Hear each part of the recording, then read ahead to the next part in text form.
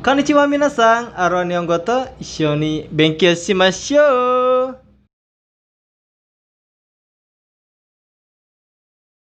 Hai minasan, jumpa lagi dengan saya Yusuf Maulana dalam pembelajaran bahasa Jepang bersama Arura Nihongo.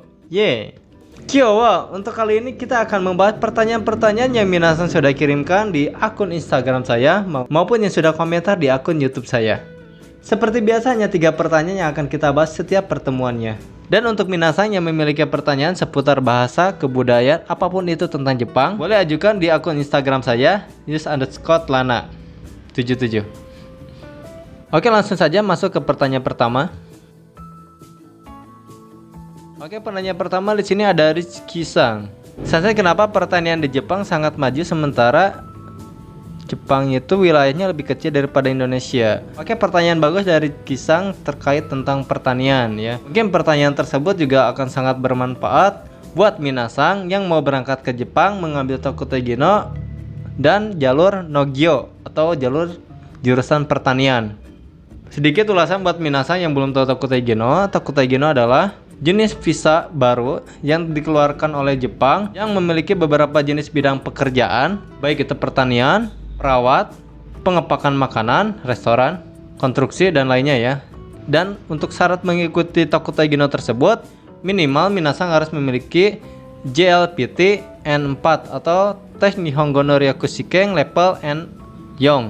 Minasan harus memiliki sertifikat dari jenis pekerjaan yang akan minasan ambil di Jepang. Dan itu dilakukan tes di Indonesia sebelum pemberangkatan ke Jepang.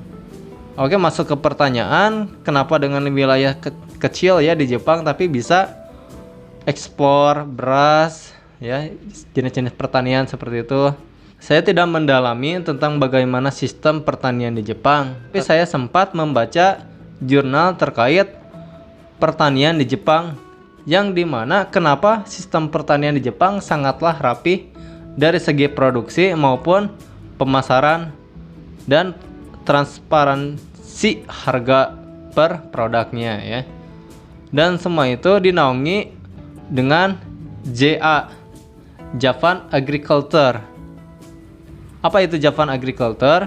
Itu adalah suatu badan lembaga di Jepang untuk menaungi para petani di Jepang dalam masalah jenis produk apakah yang harus ditanam sampai dengan hilir atau pemasarannya. Jadi petani di Jepang itu sudah ditentukan sama JA, badan yang mengatur tentang pertanian di sana. Untuk wilayah A, kamu hanya bisa menanam mentimun atau mungkin cabai. Wilayah B, kamu hanya menanam kabocha atau labu Jepang, ya. Jadi semuanya sudah diatur sedemikian rupa. Tentunya kenapa diatur seperti itu? Agar ketersediaan dari bahan makanan atau bahan dari sayur-sayuran, buah-buahan itu tercukupi untuk wilayah Jepang tersendiri. Dan juga agar pengendalian harganya pun dapat diatur dengan benar dan juga transparan tentunya. Jadi untuk petani di Jepang, mereka sudah tidak pusing lagi bagaimana mereka memasarkan produk tersebut atau hasil panen mereka. Tentunya bebas, petani dapat menjual langsung hasil olahan mereka atau mungkin dijual ke JA ya, Japan Agriculture, dan dari JA dia langsung disalurkan ke pasar atau mungkin dikirimkan ke pabrik untuk kembali dilakukan pengolahan pangan seperti itu. JA menaungi para petani di Jepang mulai dari hulu sampai hilir, mulai dari pemilihan bibit sayuran atau tanaman yang harus ditanam per daerahnya, kemudian jenis pupuk segala macamnya ditentukan oleh JA setelah melakukan riset segala macamnya, sampai hilir yaitu pemasarannya ya. Jadi ya bisa dikatakan petani-petani di Jepang cukup makmur lah dari segi perekonomian seperti itu. Harusnya bisa dicontoh oleh negara kita ya. Mungkin kurang lebihnya seperti itu ya untuk Rizky-san. Kenapa di Jepang sangat produktif dengan lahan yang sangat sempit. Oke, lanjut ke pertanyaan kedua. Di sini ada Ihsan-san. Kenapa rata-rata rumah di Jepang pada kecil-kecil? Kenapa lebih kecil saya nggak tahu ya, kenapa mereka kecil dari segi ukuran rumah. Cuman selama saya tinggal di Jepang, dengar beberapa cerita dari orang Jepang, ya ini apa ya? Ini disebutnya politik ekonomi kali ya, dari orang Jepang yang diajarkan ke saya. Jadi ceritanya, dia punya tanah kosong kurang lebih 300 meter. Bagaimana caranya dia bisa bangun rumah di sana dalam jangka waktu 1 tahun tanpa mengeluarkan kocek dari uang pribadi ataupun hasil kerja. Jadi dia berpikirnya seperti itu ya. Rata-rata orang Jepang menggunakan trik atau cara lahan tersebut dijadikan tempat parkir. Dijadikan disetting tempat parkir mobil. Ya kalau misalkan di Jepang ya, untuk parkir mobil per jamnya tuh rata-rata hampir 300 yen atau sekitar 35 ribuan. Cukup mahal dong ya. Dia jadikan tempat parkir mobil. Selang 1 tahun dari hasil parkir tersebut, 150 meter tanah tersebut dia bangun rumah. Pinter kan? Kebiasaan yang menguntungkan.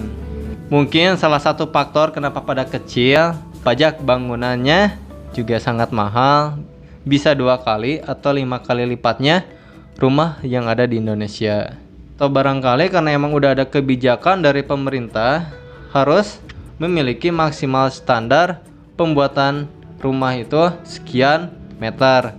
Karena di Jepang sebelum proses pembangunan atau sebelum layak pakai bangunan itu wajib dites gempa.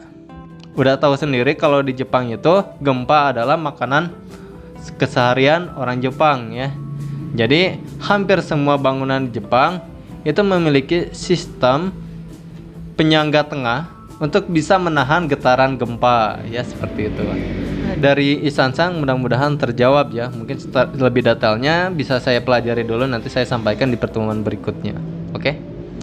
Lanjut pertanyaan ketiga.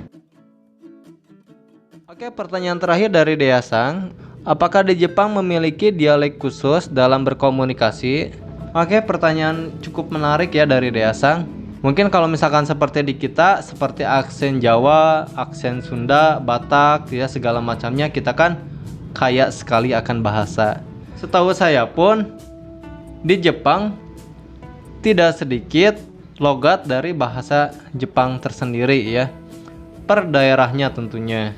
Seperti untuk daerah Kansai dan juga untuk daerah dataran tinggi Hokkaido itu beda secara logat. Untuk penyentuhannya saya juga tidak terlalu paham ya akan bagaimana contohnya, tapi nanti saya akan tampilkan juga bagaimana cara pengejaannya. Cuman untuk Deasang, iya di Jepang setiap daerahnya memiliki cara atau logat bahasa tersendiri seperti itu.